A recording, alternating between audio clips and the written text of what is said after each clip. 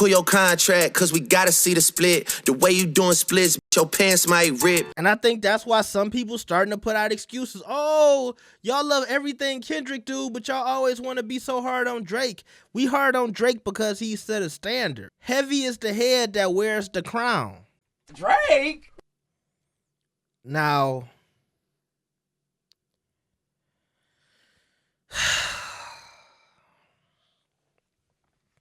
so let me give you the history of this song, Drop and Give Me 50.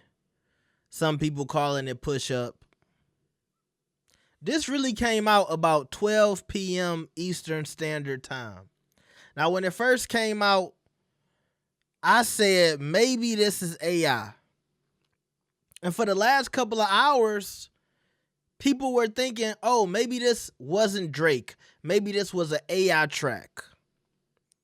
Now, there's been an official version that has come out. The beat is totally different from that beat y'all heard, that Get Money. No, there's an official version out with a different beat, better production, or better engineering. And even after the beat changed, and even after it sounded like somebody went in and really correctly mixed this track, the words and the lyrics were still the same. And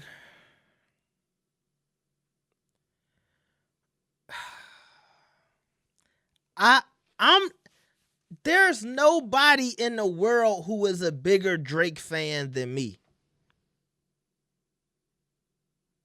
I don't fuck with this shit, bro.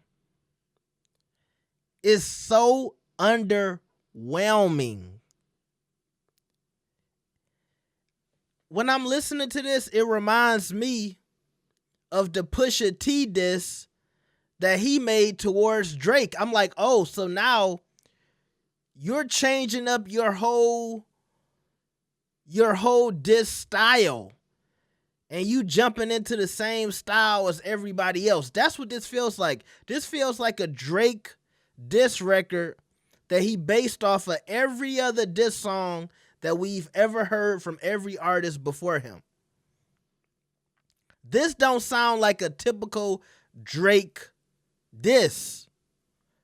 And while I do appreciate him actually naming names, shut the fuck up, Metro, go make some drums, and like I like that. But still, this is not what I expect from Drake. I expect a lyrical dismantlement from this nigga. And we keep hearing this over and over again. What did they say when Kendrick's verse came out on Like That? This is just a warning. It's just a preview. What did they say before J. Cole apologized? J. Cole really made y'all eat that one, little dumb fucks. Oh, J. Cole is not really going at nobody. It's just a preview. It's just a warning. That's the same thing they doing with this. You see my point? Like every other diss, nothing separates this from the other diss tracks. And this don't sound like back to back. Where Drake, he went out with a purpose. I'm going to show you, Meek, why you not that street nigga that you claim you are, and you living off of this bitch. And you a weak ass nigga. When he went at Pusha T, he said, I'm going to prove to the world that you really not that dope dealing drug rapper that you claim you are. I don't see any of this in what we got here.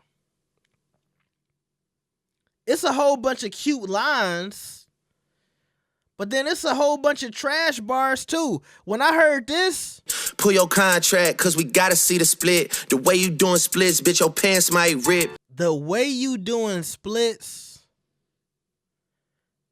your pants might rip.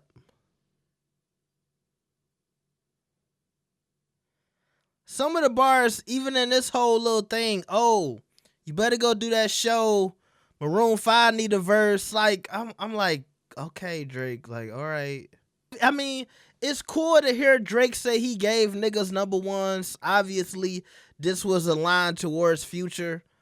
But it's like, okay, I know that, Drake. We know you the stimulus package. We know. We know niggas fuck with you in Japan. We know. We know you the biggest artist.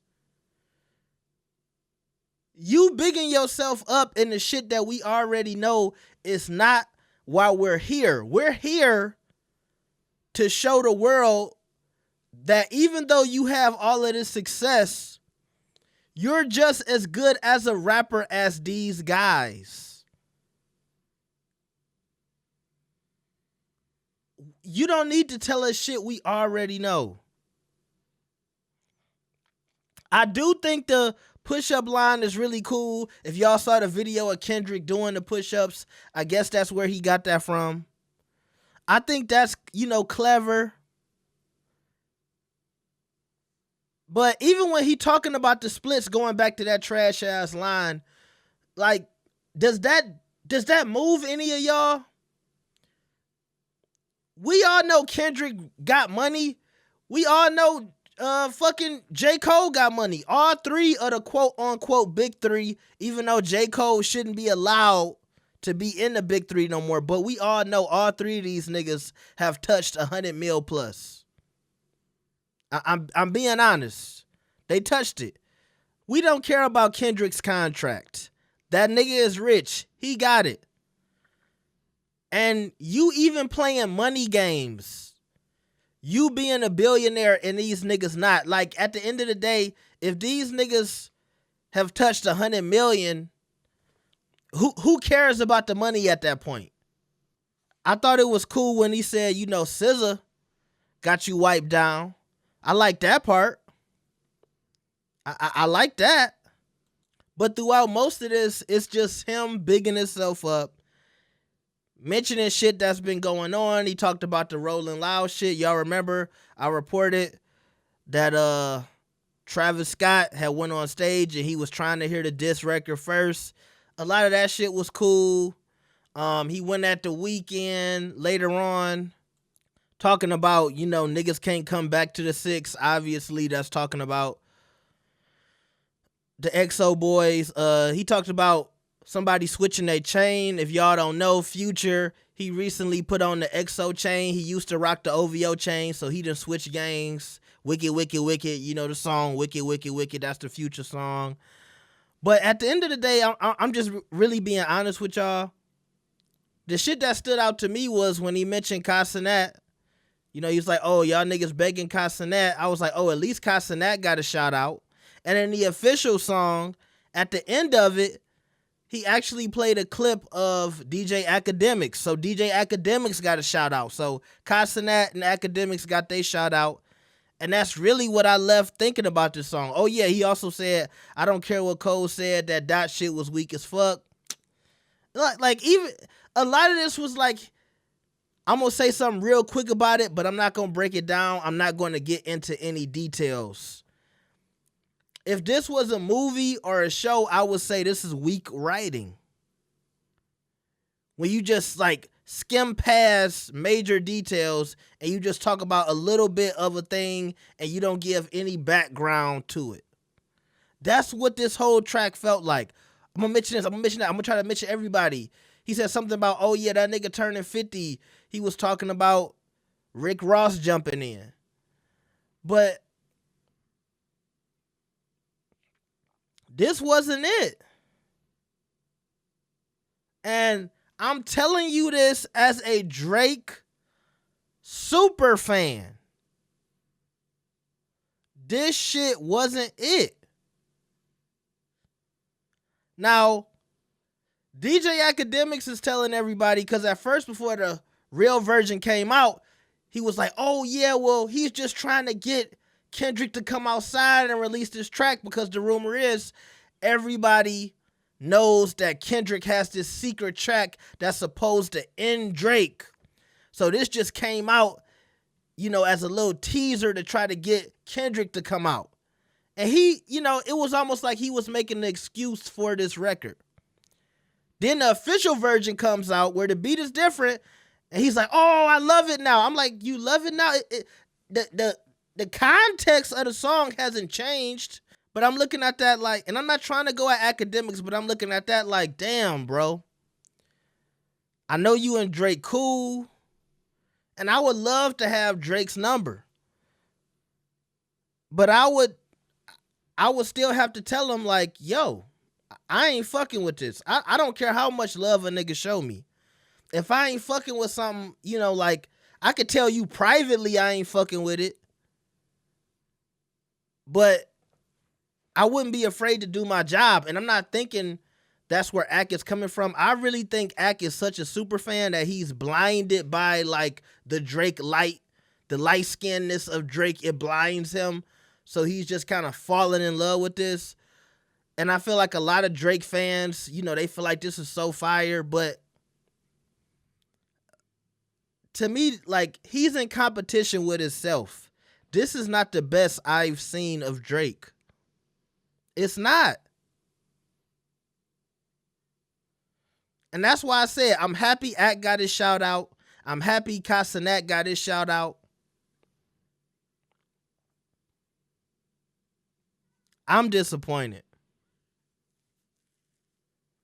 I remember being so excited when Joe Budden said, "Yo, this shit gonna be crazy." You know what I mean? I was excited. I'm almost thinking of more conspiracies, like maybe Joe knew this was weak. And that's why he said, "Ooh." Like maybe that ooh wasn't that it's fire, but it was ooh that it was weak, and he can't wait for niggas to tear him up. Because I ain't the only one who's saying this is weak either. I've seen a few people say this was trash. And I think that's why some people starting to put out excuses. Oh, y'all love everything Kendrick do, but y'all always want to be so hard on Drake. We hard on Drake because he set a standard. Heavy is the head that wears the crown.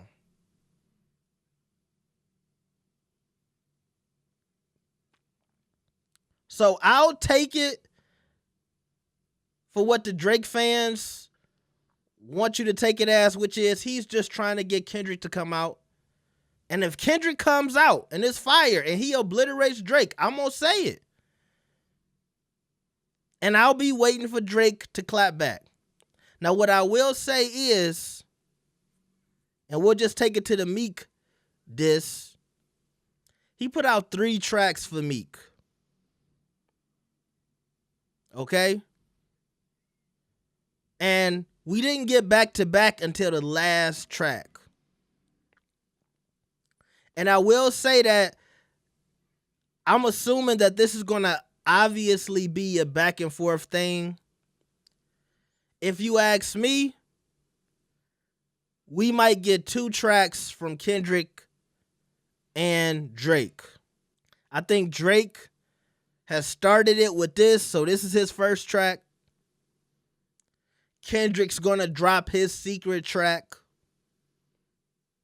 Drake will respond, and at that point, if the response is good enough and the people say Kendrick needs to respond, then Kendrick will respond. But if this next track is what people claim it is, you might not get a response after Drake puts his shit out unless it's hard.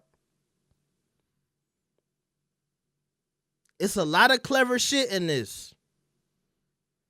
But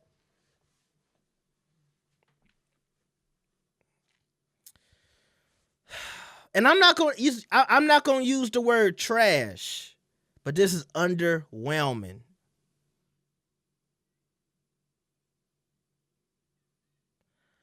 I'm starting to feel like J. Cole's response might have been better than this. I think you could have that argument.